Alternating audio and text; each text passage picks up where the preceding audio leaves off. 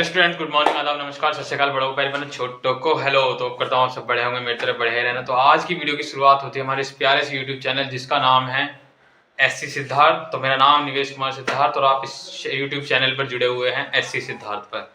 तो आज जो डिस्कस करने वाले हैं, हम आज डिस्कस करेंगे मैथमेटिक्स के एक चैप्टर है।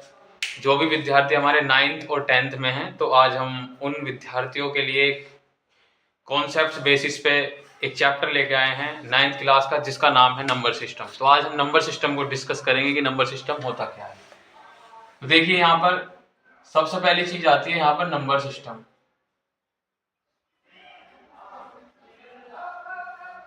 देखो मेरे प्यारे बच्चों, सबसे मेन चीज है आपके कॉन्सेप्ट।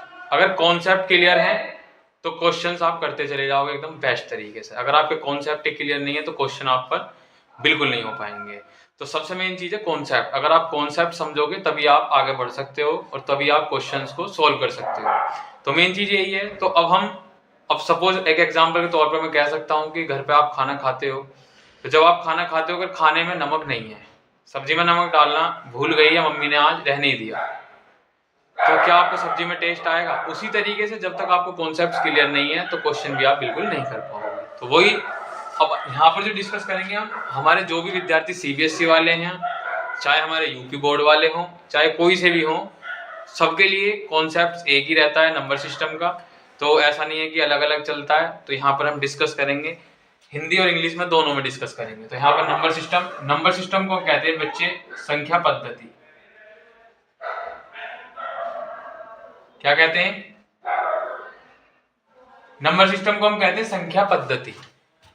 संख्या पद्धति नंबर सिस्टम आपने जब आप कंप्यूटर पढ़ते होगे 6th में, 7th में या 8th में, तो आपने वहां पर कंप्यूटर में नंबर सिस्टम पढ़ा होगा कि बाइनरी नंबर्स क्या होते हैं, डेसिमल नंबर्स क्या होते हैं, या हेक्साडेसिमल्स क्या होते हैं, ऑक्टल नंबर क्या होते हैं। ठीक है, तो यही चीज है कि नंबर सिस्टम डिजिट्स जो होती है हमारी, डिजिट्स होती है 0 to 9। डिजिट्स कैसी होती है? 0 to 9, मतलब 0, 1, 2, 3, 4, 5, 6, 7, 8 और 9। तो ये टोटल होती है हमारी 10। ठीक है, कितनी होती है टोटल? 10। तो ये क्या होती है? हमारी डिजिट्स होती है नंबर सिस्टम। ठीक है, अब जो डिस्कस करेंगे, हम डिस्कस करेंगे classification of number system. Classification of number system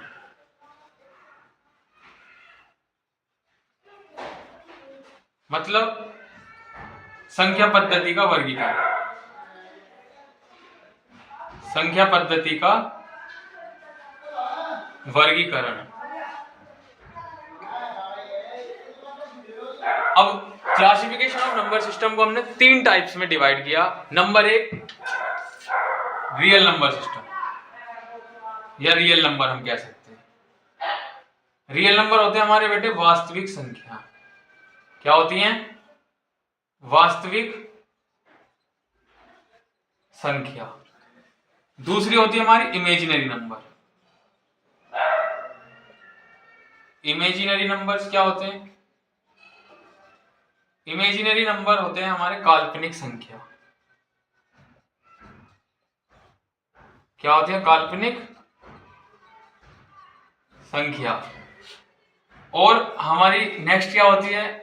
next होती है हमारी क्या? Complex number. Complex number. Complex number क्या होते हैं? कॉम्प्लेक्स नंबर होते हैं हमारे क्या? सम्मिश्र संख्याएं। ठीक है, अभी तक हमने क्या किया? अभी तक हमने ये पढ़ा कि नंबर सिस्टम क्या होते हैं। नंबर सिस्टम हमारी डिजिट्स होती हैं 0 से लेकर 9 तक। क्लासिफिकेशन ऑफ नंबर सिस्टम, संख्या का पद्धति का वर्गीकरण। रियल नंबर्स 3 तरीके से हमने डिवाइड किया क्लासिफिकेशन को। एक होता है रियल नंबर, एक होता है इमेजिनरी नंबर, एक होता है कॉम्प्लेक्स नंबर। हिंदी में कहते हैं रियल नंबर को वास्तविक संख्या, इमेजिनरी नंबर को काल्पनिक संख्या, कॉम्प्लेक्स नंबर को सम्मिश्र संख्या। अब बात आती है हमारी कि रियल नंबर्स क्या होते हैं। ठीक है, इसको क्लीन कर देता हूं मैं। अब जो बात आती है हमारी, वो आती है क्या? Real number. क्या आता है? Real number. रियल नंबर को हम कहते हैं वास्तविक संख्या। वास्तविक संख्या। अब वास्तविक संख्या हमारी, रियल नंबर हमारी वो नंबर्स होते हैं जिनको हम क्या कर सकते हैं, जिनको हम नंबर लाइन पर रिप्रेजेंट कर सकें। मतलब कह सकते हैं कि यहां पर मैं डेफिनेशन में लिख देता हूं, रियल नंबर क्या होते हैं? वो संख्याएं या वो नंबर जिसको नंबर लाइन पर रिप्रेजेंट कर सके, नंबर लाइन पर रिप्रेजेंट कर सके।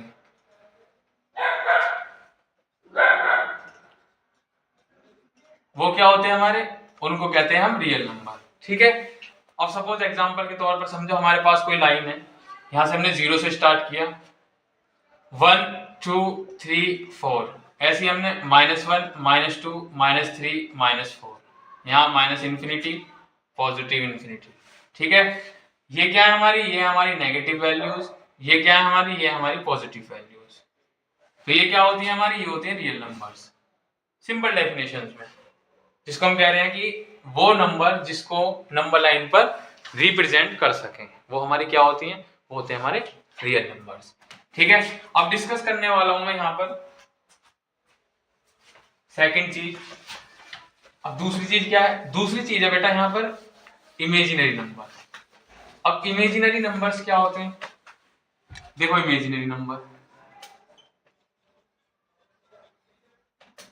इमेजिनरी नंबर, इमेजिनरी नंबर्स को कहते हैं हम काल्पनिक संख्या। काल्पनिक संख्या। अब काल्पनिक संख्या क्या होती है? देखो इमेजिनरी नंबर, रियल नंबर। अब सपोज एग्जांपल के तौर पर समझते हैं, हमारे पास कोई वैल्यू है √36। ठीक है। हमने क्या किया? आप जानते हैं क्या कि 36 का रूट जो होता है वो होता है 6। अब सपोज अगर मैं एग्जांपल के तौर पर कहने लगूं कि 49 का क्या होता है, तो आप ये भी बता देंगे कि 49 का होता है सर 7, यही तो बताएंगे। अब दूसरी चीज अगर मैं कहने लगूं यहाँ पर अंडर रूट के अंदर -25 है, या अंडर रूट के अंदर माइनस कितना -64 है, चलो ठीक है। अब ये जो माइनस आ गया यहाँ पर, अब सपोज एक चीज मुझे बताओ, यहाँ पर जो हमारी √36 बना, ये बना किससे? 6 × 6 अंडर रूट से। यहाँ पर क्या है हमारा 25 माइनस के। लेकिन अब एक चीज समझो, अगर मैं यहाँ पर कहता हूँ -5 और -5 मल्टीप्लाई, तो यहाँ पर तो ये पॉजिटिव के 25 आएगा। अगर मैं यहाँ पर कहता हूँ क्या कि माइनस कितना, अब एक चीज मुझे बताओ, माइनस माइनस तो प्लस हो जाएगा, लेकिन जब हम यहाँ पर अंडर रूट के अंदर माइनस माइनस करेंगे तो यहाँ पर पॉजिटिव। अब माइनस जो है यहाँ पर हमारा, इस माइनस की जगह हम क्या रखते हैं? i बटा नाम का एक चीज लेके आए, तो i² बराबर रखते हैं -1। ठीक है। तो इस i की जगह रखते हैं हम √(-1). ठीक है। ये इंपॉर्टेंट चीज है इसके अंदर। अब यहाँ पर आप जानते ही हो क्या, यहाँ पे लिखा है -25। अब सपोज i रखेंगे हम इसकी जगह, मैंने रख दिया √25i²। जब मैंने ये रखा तो ये आ गया 5i। ठीक है। इसी तरीके से यहाँ पर क्या आ जाएगा, अंडर रूट के अंदर मैंने रखा 64i², तो ये क्या आ जाएगा 8i। ठीक है। तो ये जो i बटा नाम की चीज लेके आए, ये हमारे क्या है? ये है हमारे इमेजिनरी नंबर्स। क्या है बच्चे? Imaginary numbers. अब दूसरी चीज आती है यहाँ पर, तीसरी चीज आती है हमारी कॉम्प्लेक्स नंबर। क्या आती है? Complex number. कॉम्प्लेक्स नंबर क्या होता है? कॉम्प्लेक्स नंबर होते हैं सम्मिश्र संख्या। क्या होती है? सम्मिश्र संख्या। अब सम्मिश्र संख्या क्या होती है? देखो सम्मिश्र संख्याएं हमारी होती हैं जो भी इन दोनों से मिलकर बनी है। सपोज कैसे? हमने रियल नंबर पढ़ा, रियल नंबर की सपोज हमने a ले लिया, a प्लस इमेजिनरी नंबर पढ़ा हमने, तो जो भी इन दोनों से मिलकर बने उसको ही हम क्या कहते हैं? कॉम्प्लेक्स नंबर कहते हैं, मतलब सम्मिश्र संख्या। ऐसी संख्या जिसमें रियल पार्ट और इमेजिनरी पार्ट दोनों हो। कह सकते हैं यहाँ पर ऐसी संख्या में लिख देता हूं, ऐसी संख्या जिसके अंदर real part and imaginary part दोनों हो, उन्हें क्या कहते हैं? उन्हें हम कॉम्प्लेक्स नंबर कहते हैं। ठीक है, यहां हम सम्मिश्र संख्या कहते हैं। यहां तक क्लियर? अभी तक कोई परेशानी किसी भी बच्चे को? कोई परेशानी नहीं होगी, बिल्कुल बेहतरीन तरीके से समझते चलना। अब देखो असली चीज अब स्टार्ट होती है। अब बेसिकली रियल नंबर दो पार्ट में डिवाइड है। अब बात जो हमारी चलेगी ना, डिस्कस होगी, वो होगी रियल नंबर पे दोबारा से। ठीक है, बहुत इंपॉर्टेंट चीज चलने वाली है, इसको बहुत ध्यान से समझना और समझते हुए चलना हर चीज को। ऐसा ना तो कंटेंट आपको किसी ने पढ़ाया होगा, ना ही आपको मिलेगा। अब बात मैं किसकी करने वाला हूं? मैं करने वाला हूं रियल नंबर की। किसकी? रियल नंबर की। शॉर्ट फॉर्म में लिख देता हूं। अब वास्तविक संख्या एक बार लिख दिया, बार बार तो लिखूंगा नहीं। ठीक है, तो यहां पर मैंने लिख दिया रियल नंबर। अब रियल नंबर को हमने दो पार्टों में डिवाइड किया। मैं लिख देता हूं यहां पर डिवाइड बाय टू पार्ट्स। कौन कौन से में? एक हमने कर दिया इसको किस में? रियल नंबर को हमने एक कर दिया डेसिमल नंबर में। किस में कर दिया? एक हमने कर दिया यहां पर डेसिमल नंबर में, और एक कर दिया हमने किस में? एक किस में कर दिया आप बताओ? एक कर दिया हमने इंटीजर में। ठीक है, एक कर दिया इंटीजर। डेसिमल क्या होते हैं? डेसिमल होते हैं हमारे दशमलव। इंटीजर क्या होते हैं? इंटीजर होते हैं बेटा पूर्णांक। ठीक है, डेसिमल होते हैं हमारे दशमलव, इंटीजर होते हैं हमारे पूर्णांक। अब बेसिकली जो बात आती है वो आती है डेसिमल की। डेसिमल से आप समझ गए दशमलव। अब दशमलव किस तरीके की? मैंने कह दिया 1.56, मतलब जहां पर भी पॉइंट से रिलेटेड कोई वैल्यूज हो, या मैंने कह दिया 0.3333। ठीक है, या मैंने कह दिया 0.3456।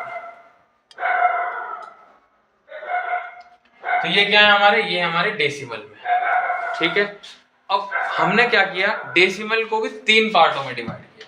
अभी इसकी बात ही चल रही है डेसिमल की। डेसिमल को हमने क्या किया? Divide by three types.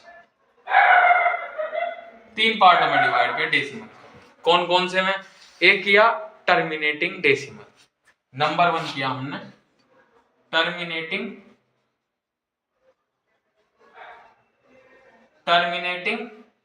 Decimal. अब टर्मिनेटिंग डेसिमल क्या होते हैं? टर्मिनेटिंग डेसिमल होते हैं हमारे क्या? शांत दशमलव। क्या होते हैं? शांत दशमलव। अब शांत दशमलव से समझ आ गया कि ये शांत हो गए। अब शांत कहां हो गए? मैं रफ कर देता हूं जरा इसको। किसकी बात चल रही है? टर्मिनेटिंग की, ध्यान रखना। किसकी बात चल रही है बच्चे? टर्मिनेटिंग की। टर्मिनेटिंग डेसिमल, जिसको हम कहते हैं क्या? जिसको हम कहते हैं शांत दशमलव। और शांत दशमलव के अंदर क्या चीजें आती हैं? जो चीज खत्म हो गई। अब खत्म कैसे हो गई? सपोज मैं कहने लगूं कि मेरे पास क्या है? 0.5 है, या मैं कहने लगूं, सपोज एग्जांपल के तौर पर समझो, मैंने लिखा 1/2, 1/2 लिखा। जब आप इसको डिवाइड करोगे 2 से तो यहाँ आएगा 0.5। अब 0.5 क्या हो गया हमारा? पूरा पूरा कट गया। कट गया पूरा पूरा, क्या हो गया यहाँ पे? कट गया हमारा 0.5। तो 1/2 इक्वल टू क्या हो गया? 0.5 हो गया। अब दूसरी चीज आती है, मैं कहने लगूं 0.6, कॉमा करके लिख देता हूं 0.6 हो गया, या 0.8 हो गया। ठीक है, तो ये क्या हो गया हमारे? ये हो गए टर्मिनेटिंग डेसिमल, मतलब शांत दशमलव। शांत दशमलव क्या होते हैं? शांत दशमलव वो संख्याएं होती हैं जो पॉइंट के बाद सीधे खत्म हो जाए, एंड हो जाए, जिनका समाप्त हो जाए। अब ऐसा नहीं है कि यहाँ पे कोई आगे चलती जा रही है, आगे थोड़ी चलती जा रही है संख्या। तो वही चीज है यहाँ पर क्या है। अब नेक्स्ट चीज आती है यहाँ पर क्या, टर्मिनेटिंग के बाद आता है नॉन टर्मिनेटिंग डेसिमल। इसके बाद क्या आता है दूसरा, ये पहला था, ये दूसरा है non terminating decimal. Non terminating decimal. अब नॉन टर्मिनेटिंग डेसिमल क्या होते हैं? देखो नॉन टर्मिनेटिंग डेसिमल होते हैं क्या, नॉन टर्मिनेटिंग डेसिमल का मतलब है सिंपल लैंग्वेज में अगर आप समझो, अशांत दशमलव। क्या होते हैं? अशांत दशमलव। अब अभी ऊपर मैंने क्या कही, अशांत दशमलव। अभी ऊपर चीज मैंने कही, टर्मिनेटिंग का मतलब होता है शांत दशमलव। शांत दशमलव का मतलब है कि जो चीज खत्म हो गई, ठीक है। लेकिन नॉन टर्मिनेटिंग के अंदर ये चीज खत्म नहीं होगी, ये आगे बढ़ती चली जाएगी, बढ़ती चली जाएगी, बढ़ती चली जाएगी। अब वही चीज है। अब लेकिन यहाँ पर एक बात डिस्कस हुई, नॉन टर्मिनेटिंग को भी हमने दो पार्टों में डिवाइड किया। किस किस में? एक किया रिकरिंग डेसिमल में, एक किया नॉन रिकरिंग डेसिमल में। एक किया रिकरिंग डेसिमल में, एक किया रिकरिंग डेसिमल में, एक किया नॉन रिकरिंग डेसिमल में। नॉन रिकरिंग डेसिमल, ठीक है। रिकरिंग डेसिमल और नॉन रिकरिंग डेसिमल। अब रिकरिंग डेसिमल क्या होते हैं? रिकरिंग डेसिमल होते हैं हमारे पुनरावृत्ति। क्या होते हैं? पुनरावृत्ति। और नॉन रिकरिंग डेसिमल क्या होते हैं हमारे? अपुनरावृत्ति।